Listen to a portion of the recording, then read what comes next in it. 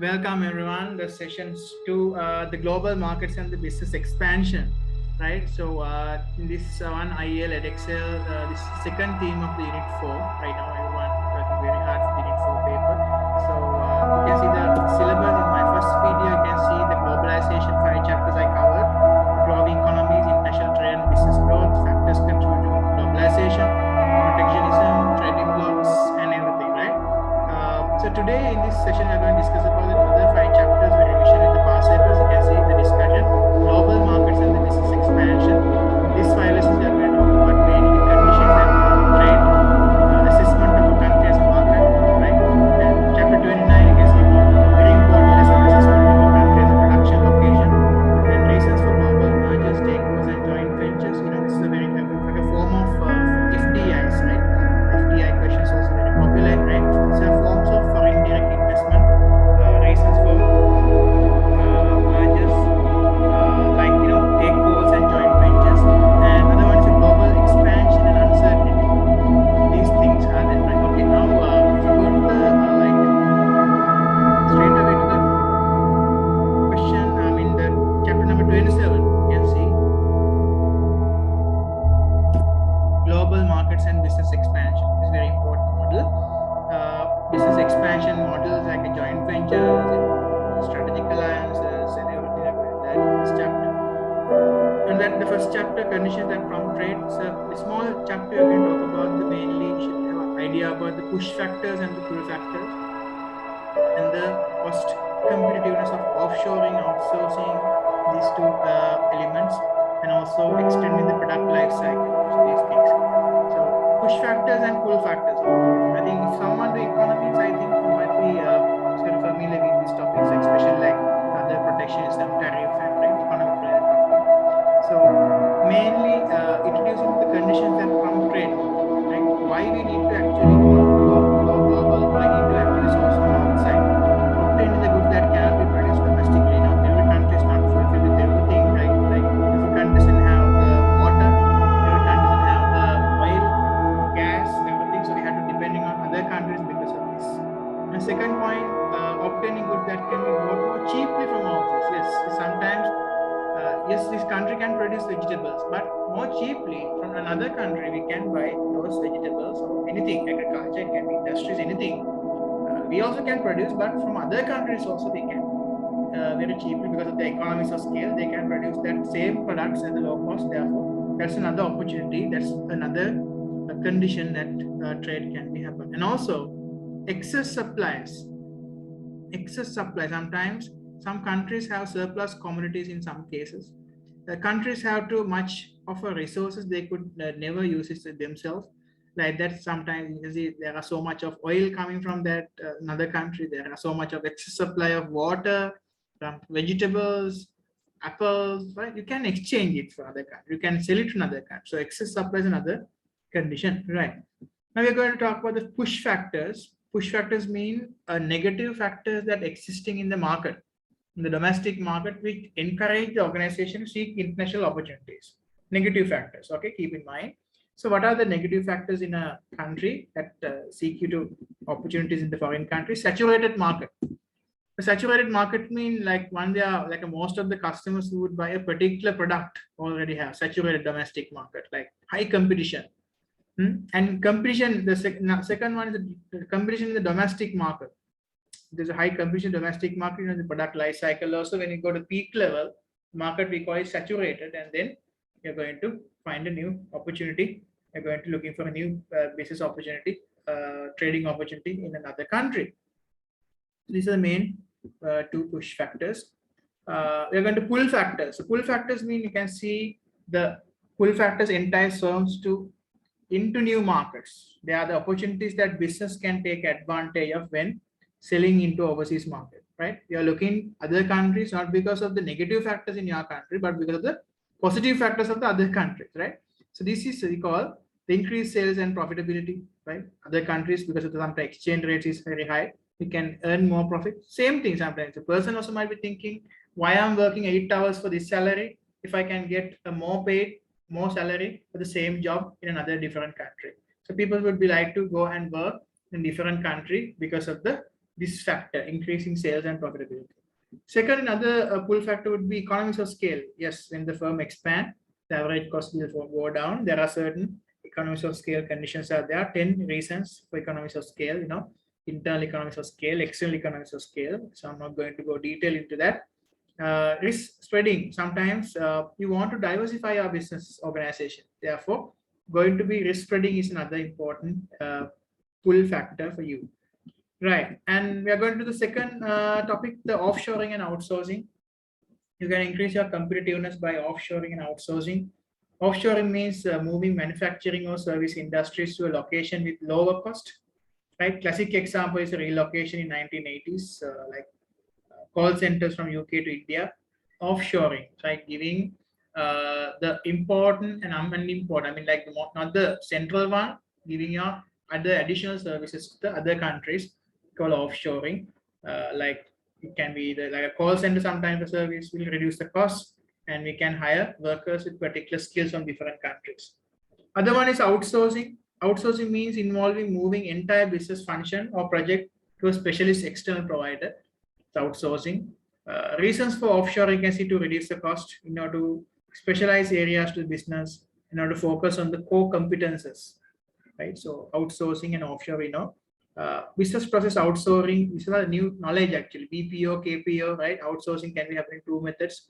Knowledge process outsource, business process outsource, some business, they give you a security function to another security firm, specialist one, marketing functions to marketing firm, accounting, the bookkeeping functions to another financial firm, right? Legal function to legal firm, like canteen for the special, like a catering service, like that. There are different. I mean, then you can core competencies you can focus on, and all other things you can outsource. This is important, right? And lower labor productivity. That's also another important element of increasing competitiveness, offshoring, outsourcing, and improving the labor productivity by giving them good training, right? Important to increase the productivity, you can increase by giving them a proper training for the workers, increase the skills and qualifications, right? This is important. So you can give the technological support if you want, right? This is the thing. And we're going to extend the product life cycle, extension strategy. We talk about from IGCSE level, we talk about the product life cycle, DIG, MD or DIG, MSD, development stage, introduction, growth, right? Maturity, saturation, and decline. So DIG, MSD, sometimes we call like a DIG, MSD, right? Say dog in the garage making sandwiches for dinner, like that. So mnemonic codes are there. So basically, DIG, development stage, you're doing product development, right? All the product development, I've been the gathering information and then analyzing that good information and then making a prototype, test marketing, commercialization, everything comes under development stage, product development. Introduction stage, you introduce it to the market. Growth stage is like a star product, become more popular with high market share. Maturity stage become like, it's like a cash cow product. Like normally maturity stage become the peak level of the sales goes to peak level. And then decline stages goes down. So before that, like before decline, there is a saturation point coming. So decline. So extension strategy coming when this during the saturation period, you try to prolong the product life cycle without declining. That is called the extension strategy, right? During extension strategy, what they can do, they can implement different strategies such as finding a new market, finding a new product, finding a like alternative uses of the product, and finding a changing the packaging, changing the brand name, something like that. There are different strategies we can use to extend the product life cycle. So this also comes under important, like a pull factor, push factor, and saturation point and extending product life cycle under this chapter. So okay, that's the end of the small chapter. What are the conditions that prompt trade? Okay, these are the main conditions which trade will influence. Okay, we're going to chapter 28 right now, assessment of a country as a market, right? So this so far assessment of a country as a market, actually so far I have not tested that much in the examination. The past paper grid, if you can go through again, I can see assessment of a country have not tested in 20 markers so far. 20 mark questions are always asking answer of metrics, exchange rate, international business, operating global niche markets, marketing mix, MNCs, controlling part, inorganic growth, right? Not like a country, potential impact of skill shortage, right? Stakeholder conflicts, protectionism. It's not 20-mark questions on this. But if you go to the next one, actually, country as a production location, every year they are checking. You can see the pattern. 12-mark questions. You can see the chapter 29 is you can see always production location. There are some eight features are there, 8 reasons, but already they have tested 5 reasons which cause the importance of the production location, such as skilled labor areas, international business like government incentives, infrastructure, and then ease of doing business and local economy. Everything they have asked. There are some another 3 more factors left. We'll discuss all that thing in the next lesson, right? So far this lesson, the chapter 28, assessment of a country as a market, so far not yet checked that much in the Excel. We'll see sometime, coming exams. We'll see. This is also a very important topic, right? When you are selecting a country to sell something, so we have to think about the disposable income of a country, right? Ease of doing, infrastructure, political stability, exchange rates. These things are important, right? When you think about the country to sell your product, you think about these factors, right? And Porter's 5 forces analysis to analyze the application of the Porter's 5 forces model. That was a very important chapter here. Factors to consider when you're selecting a market to sell, like, it's a good country to sell is, you can see like Dubai, Qatar, right? Because high GDP per capita, we can see from those countries, UK, right? Germany, USA, right? Most of the European countries, right? It's a good selling locations. Why? Their disposable income is very high. So one factor, the first factor which affecting the country as a market is the disposable income of a country. So we can find out from the GDP per capita and OECD. This one data coming from the Euro Monitor, World Bank, United Nations. They are releasing some statistics, so disposable income. Then you can find out the countries where the high income countries, high disposable income countries, and we can go and sell them. Right, so you can see this is the euro per month, like Greece average monthly salary is going down from 2014 to 2018, like a recession time period for Greece is going down, right? And second point, you can see this is Germany's disposable income is opposite side is going up. Right? Euro per month is going up from 2014, 16, 18 is going up, right? And also you can see ease of doing business. This is another feature, the ease of doing business. The business organizations are evaluating a country. It's very important to what kind of impact is there to start a business. What kind of support the business a country is giving. It's called ease of doing business ranking. There is both these factors affecting to both to analyze a country as a market location and the production location, both, right? So ease of doing business is a ranking system. You can see this is a ranking system. Ease of doing business ranking. They are selecting different criteria for this. For example, starting business, dealing with construction permits, getting electricity, registering property, getting credit, protecting minority investor, paying taxes, trading across borders, enforcing contracts, and resolving insolvency. These things. So based on this, accordingly, New Zealand is a number 1 for a long time. Right? This is the number 1 country for ease of doing business ranking, number 1. And you can see the 147th place is Pakistan, right? So this is from out of 190 countries, right? So Pakistan not the last one, but I mean there are 190 countries are there in this ranking system. So 100th place goes to India, right? China is 78, Malaysia is 24th. So this 1, 2, 3, 4, right? 4 and 5, you can see 1 and 2, New Zealand, Singapore. So all these countries, you can see, especially Singapore, right? Very easy countries, even for traveling also, right? Visa on arrival, these countries, right? South Korea, right? Easy country. Hong Kong, Malaysia, right? When it comes to China, Kenya, India, but it's a little difficult to enter these countries. The production, it's a good production locations, especially China, but not a selling locations. Good selling location means disposable income wise, it must be high ranking. Infrastructure, even infrastructure also is both factor of production location and market location, both factor affecting both production and marketing. Second, other one is the political stability of a country. Yes, infrastructure means there are different infrastructure. I mean the soft and hard both infrastructures are there. Soft infrastructure means the system, communication system infrastructure, like administration systems, everything. And hard infrastructure, like hospitals, road systems, harbor, airports, everything, all other facilities comes under there. So the other important thing is the political stability of the country. That also important when you enter into sell some product. The political authorities also must be given their support. So if the political system is corrupted, you can't sell anything because they ask commissions and bribes from everywhere. So some countries are there very famous in the world, and as a result, the country's economic system gone down. Right. So I don't want to give examples. You know already some famous countries.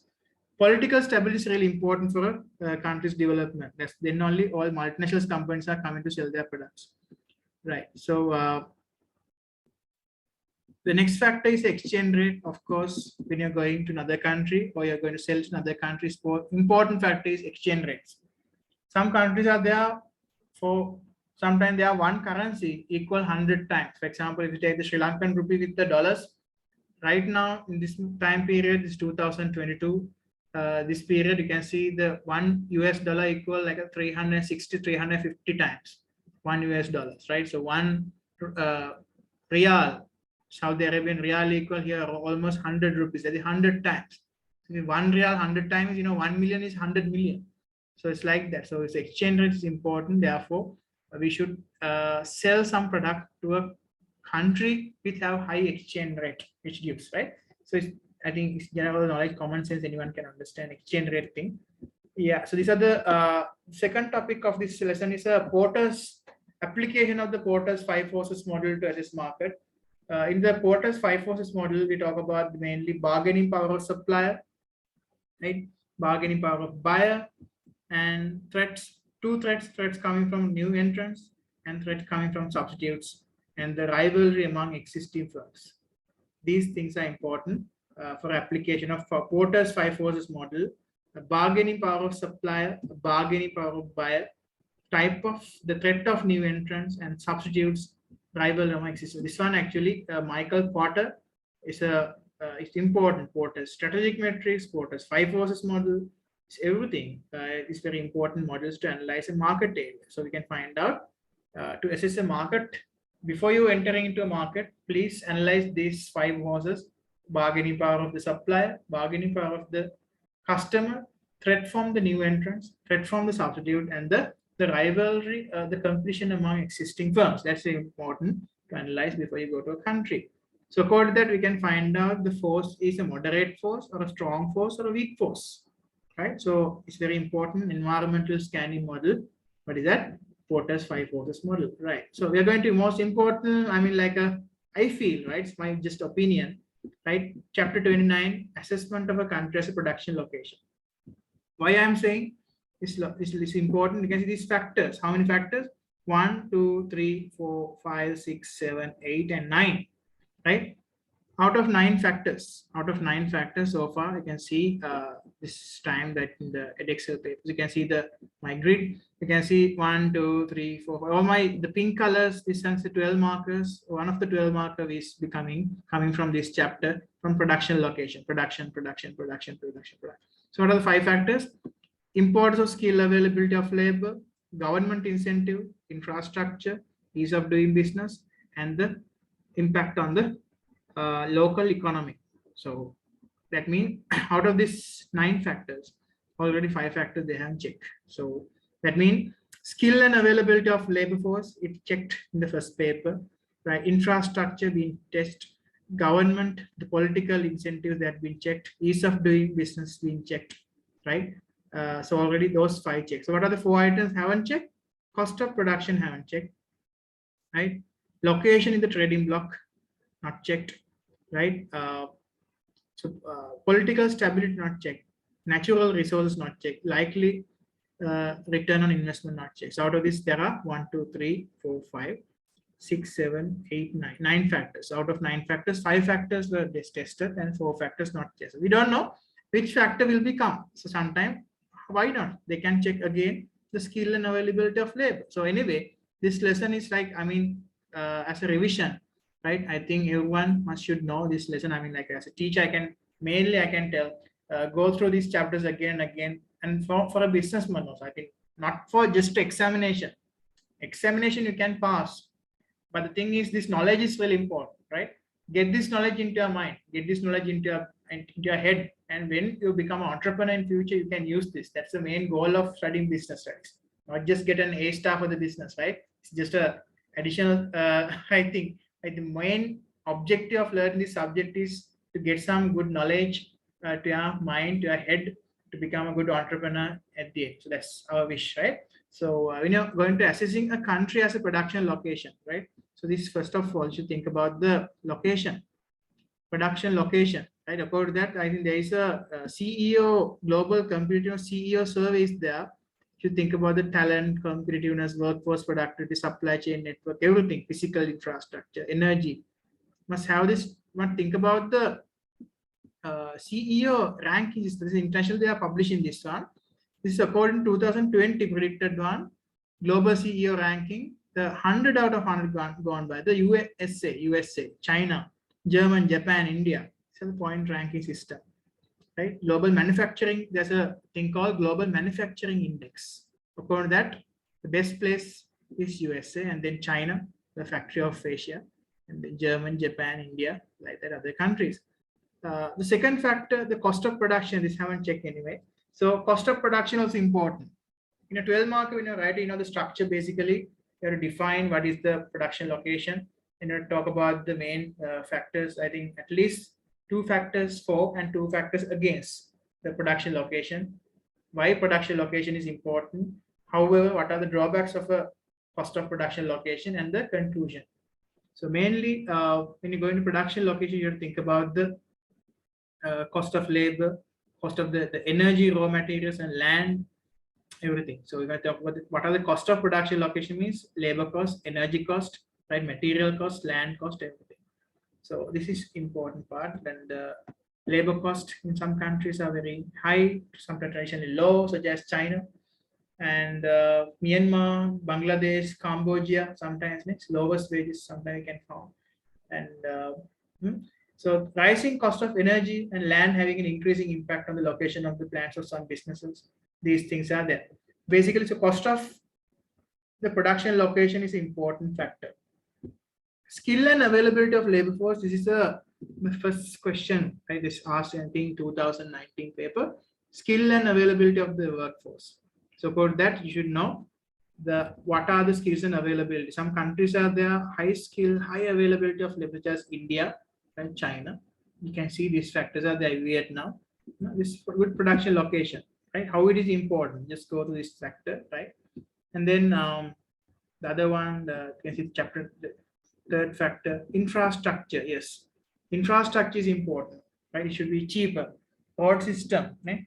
Access to good broadband networking system, right? So some countries not have the like having modern airports, railway networks, right? Investment in education, quality of hospitals, lack of commercials, everything comes under infrastructure. Infrastructure means both, right? Physical and hard and soft, both infrastructures are there.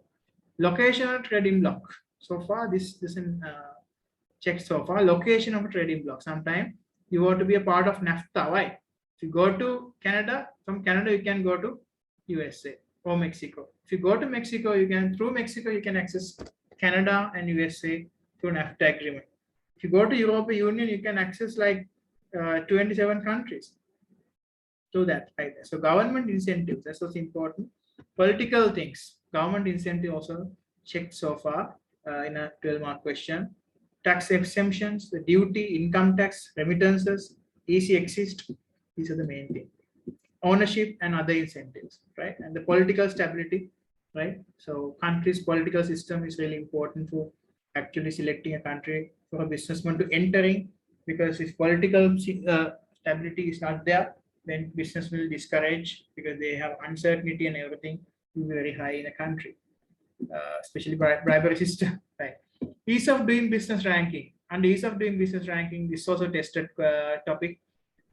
Ease of doing business mean to what? To start and close down. Efficiency, contract easiness, bureaucracy, permits and everything, and efficiency of tax collection, availability of trade credit, right? Ease of the resolving insolvency, like everything. Ease of doing business, there's a ranking system. So these things are really important. And finally, natural resources.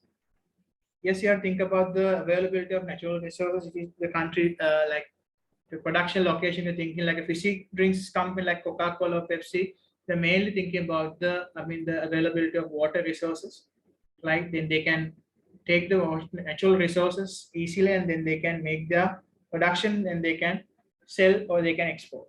So availability of natural resources is important. The however point you can write, however they pollute the environment, something like that, right? So these are the main features which affect the and likely return on investment. These things also, what kind of a SWOT, strength, weakness, opportunity, threat, and pestle analysis, the return on investment you should calculate. What are the factors you should consider before making your final decision? There are quantitative method of calculating return on capital investment. If you're an accounting student already, you're familiar with this thing. There's a chapter, we have separate chapter called right, investment appraisal.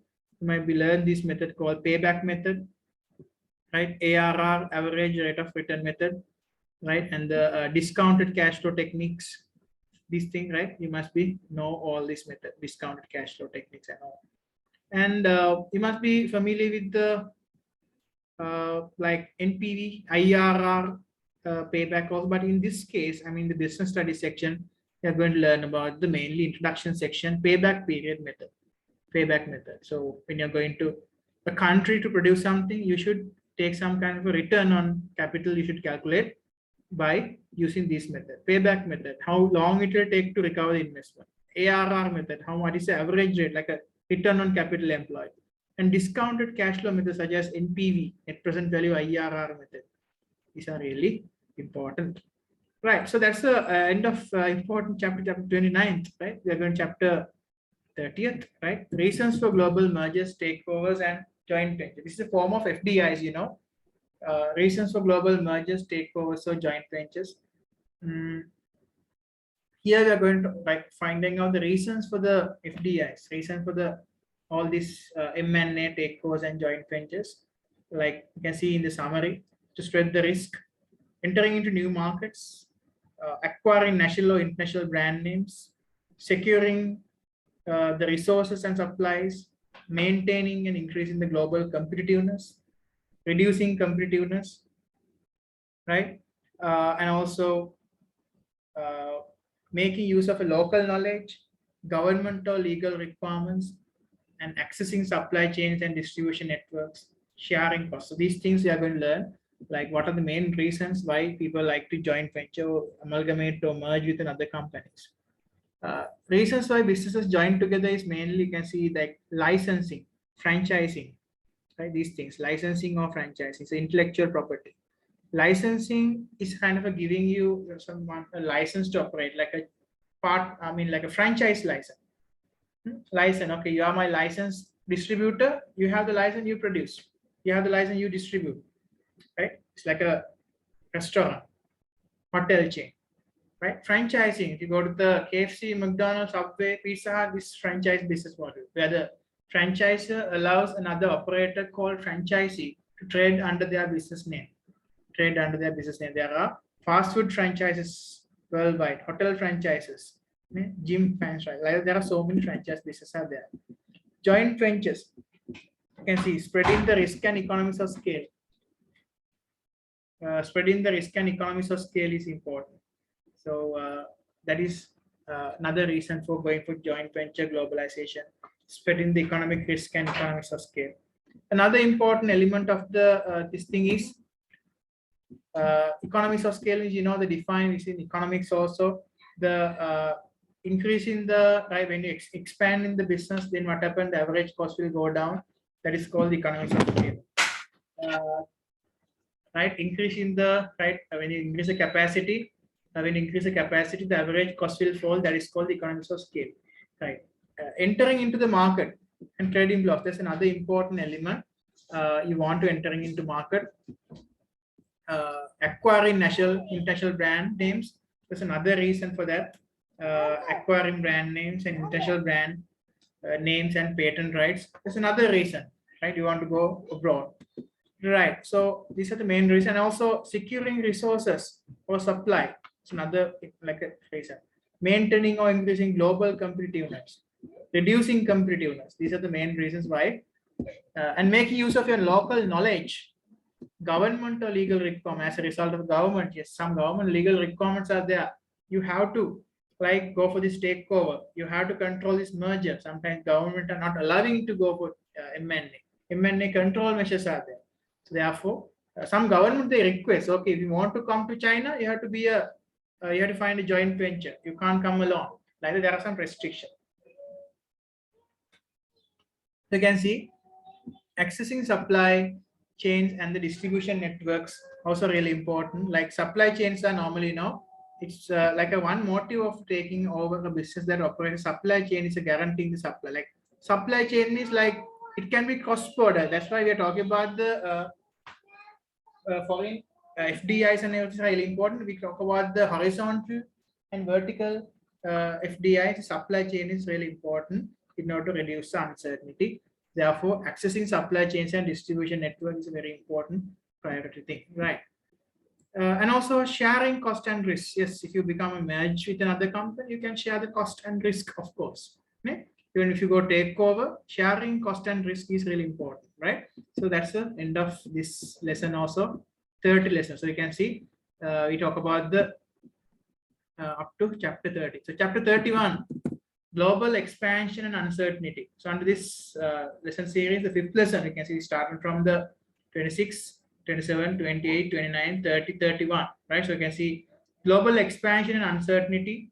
It's a small lesson, right? In this chapter, global expansion, you can see sometimes they can check from the questions like multinational company, global expansion, uncertainty. There's a question. You can see assess the importance of supply chain consideration for global business such as Mexican view, supply chain consideration. This question, right? Assess the implication of Alaska of specializing seafood, like that, right? Remember the first lesson, there's a called HDI, Human Development Index, usefulness of HDI as a growing economy, right?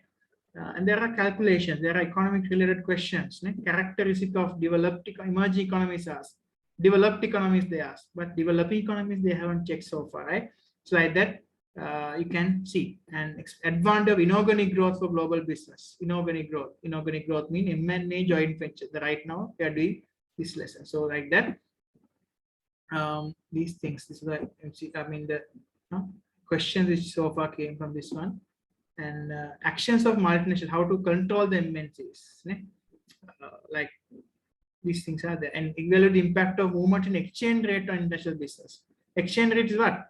Assessing the country as a production marketing location. Exchange rate movement.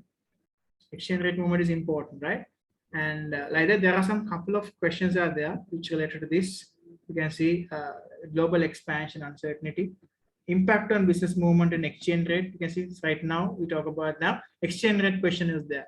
Skill shortage and impact of international competitiveness. Yes, these two topics are very hot topics. You can see global expansion. You can do it by following way. Global operation can bring much economies of scale. Global sourcing can give firms more scope to find the best quality resources. Global operations allow companies to get closer to their international customers.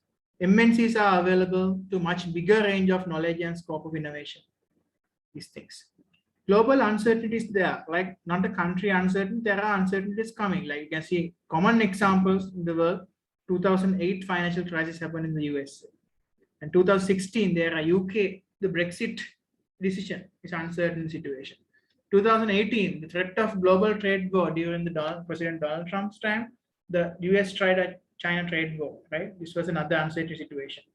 Like that, there are certain uncertainties are coming like that. Like under that, exchange rate movements is very important. For a student, if you are doing economics, I think this is really will be very cheap, very easy lesson for all of you. If you are doing economics, because you can easily understand like appreciation and revaluation.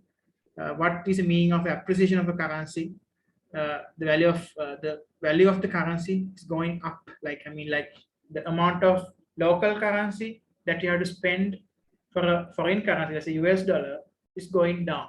Say Sri Lankan rupee right now is 360 to $1 US. But if it goes down to 260, like 100 rupees down, that's called rupee appreciation. There are some pros and cons, advantages, disadvantages.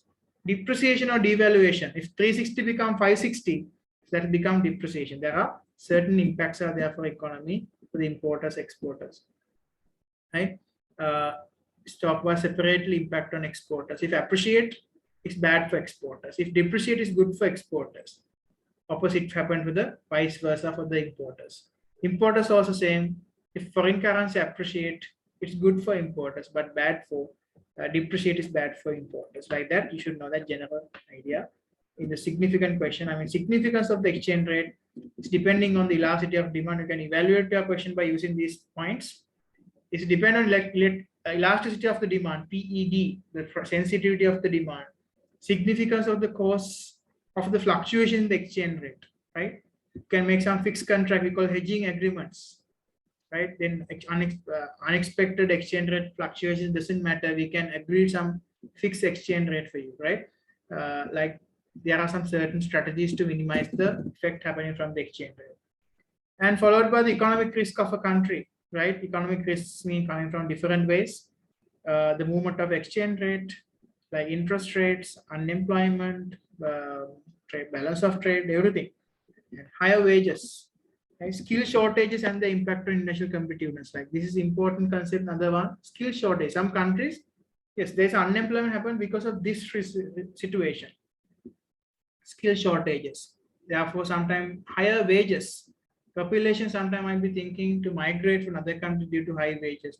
Shortage of skilled workers in specific labor market, which cause to increase the labor price, right? There's a shortage, right? But there's a plenty of workers are there, then labor rate will go down. That's what happens, as usually happen. If excess supply, low price. If low supply, high price. That's what always happen. That's why developed countries, that's why the wage rate is very high, right? Because shortage of supply and their prices are very high. But in developing countries, there's a high supply of labor, therefore the rates are very low. Right, and the lower quality, sometimes yes, labor force, sometimes labor is there, but the quality of labor is very low, education level and the training, lower productivity problems, loss of business, these things are very important, right? So that is the end of that theme, guys. We talk about the globalization, and after we talk about the global business. On my third session, we see about the global marketing forces. So far in this session, I summarize you. So what are the topics that we discussed today? Is the global markets and business expansion, those 5 lessons, along with the possible past paper questions. You can see conditions that from trade, assessment of a country as a market, and chapter 29, I repeat, is production location question, a possible 12 marker, and then reasons for global mergers, takeover, joint venture, and global expansion and the uncertainty. Okay, in my next session, see you guys. I got a lot of good comments regarding my previous session. Thank you very much for that. Please watch my video, share it, I know, and then you can actually make, if you have any clarification, please ask. Because some student asked me about, sir, what is the structure of a 20 marker? They ask, so I help them. So if you have a question like that, please directly ask, so then I can help with that, my channel. So so next session, actually I can make another one more session, like which include global marketing, only 3 lessons, and global industry and competition companies, another 3 more lessons. So that's the end of the unit 4. So far, you can see the 10 lessons we done. In the previous lesson, we done globalization, right? If you haven't watch that. And then the next part, the 5 lessons today. In this session, we talk about the quick revision. We did about the global markets and the business expansion. So I hope you enjoy this session. Thank you very much. Please watch my video and share to your friends. Thank you very much again for encouraging me, right? Keep in touch with my next videos also. Good luck for exams.